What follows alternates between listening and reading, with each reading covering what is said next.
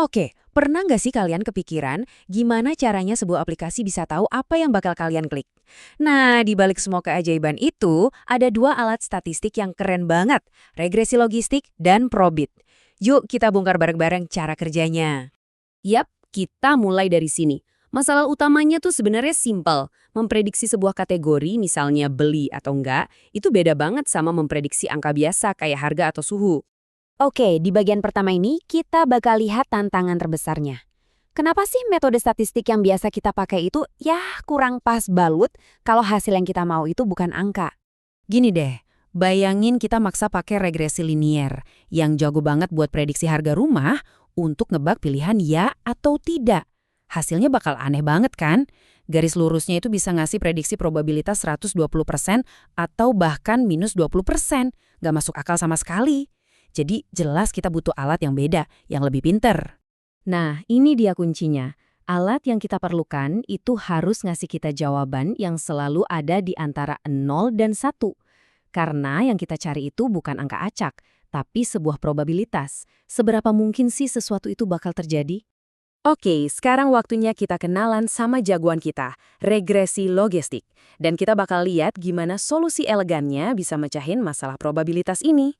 Intinya, regresi logistik ini memang dirancang khusus buat tugas beginian. Dia spesialis dalam menganalisis dan memprediksi hasil yang pilihannya terbatas. Kayak iya, tidak, lulus gagal, dan sejenisnya. Pokoknya ini alat yang paling pas buat pekerjaan ini. Dan disinilah letak kejeniusannya. Bukannya pakai garis lurus yang kaku, regresi logistik ini pakai kurva cantik berbentuk huruf S. Lihat deh. Seberapapun ekstrim nilai inputnya, mau besar atau kecil banget, outputnya bakal selalu dipaksa ada di antara 0 dan 1. Sempurna banget buat ngomongin probabilitas kan? Terus gimana caranya si kurva S ini dibuat? Nah, rumus yang kelihatannya rumit ini sebenarnya cuman resep atau instruksi buat ngebengkokin garis lurus jadi kurva S yang kita mau. Inilah yang terjadi di balik layar komputasi.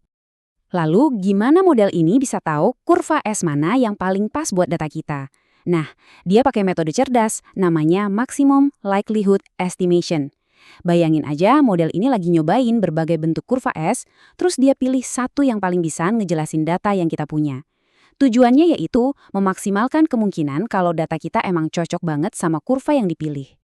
Oke, kita udah paham dasarnya. Sekarang kita lihat gimana model ini bisa lebih fleksibel. Karena ternyata regresi logistik ini bukan cuma satu jenis, tapi punya perkakas lain untuk berbagai masalah. Coba deh kita lihat tabel ini. Ada 3 rasa utama dari regresi logistik. Yang pertama, biner. Ini buat pilihan yang cuma ada 2, ya atau tidak. Terus ada ordinal. Ini buat pilihan yang ada tingkatannya, kayak rating bintang film dari 1 sampai 5. Terakhir, multinomial. Ini buat milih satu dari banyak pilihan yang setara. Misalnya milih merek mobil. Jadi, pesannya jelas banget. Milih jenis regresi logistik yang pas itu sama kayak milih kunci yang tepat dari sekotak peralatan.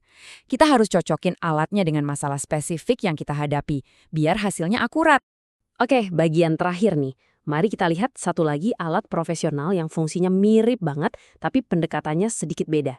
Nah, kenalan yuk sama model Probit. Ini bisa dibilang saudara kembarnya model logistik atau Logit. Bedanya di mana? Kalau Logit pakai fondasi distribusi logistik, nah si Probit ini pakai distribusi normal atau yang lebih kita kenal sebagai kurva lonceng. Meskipun mesin dibaliknya beda, kenyataannya hasil prediksi dari kedua model ini sering banget hampir identik.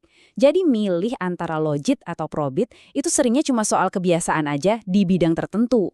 Misalnya para ekonom tuh seringnya lebih suka pakai Probit. Nah, sekarang kita sampai di bagian yang paling penting. Udah capek-capek bikin model, terus gimana cara baca hasilnya? Kita pakai sesuatu yang namanya rasio peluang, atau odds ratio. Ini dia contekan super simple buat ngerjemahin hasil modelnya. Gampang banget. Kalau odds ratio atau OR-nya lebih dari 1, artinya faktor itu ningkatin peluang. Kalau kurang dari 1, ya berarti nurunin peluang. Dan kalau pas banget di angka 1, berarti faktor itu nggak ada pengaruhnya sama sekali. Intuitif banget kan? Jadi, sebagai penutup, kita udah lihat ya, di balik banyak banget prediksi yang kita temui sehari-hari, di internet, di dunia bisnis, bahkan di dunia sains, itu ada logika elegan dari kurva S. Mulai dari rekomendasi produk sampai diagnosis medis. Model-model inilah yang bekerja di belakang layar.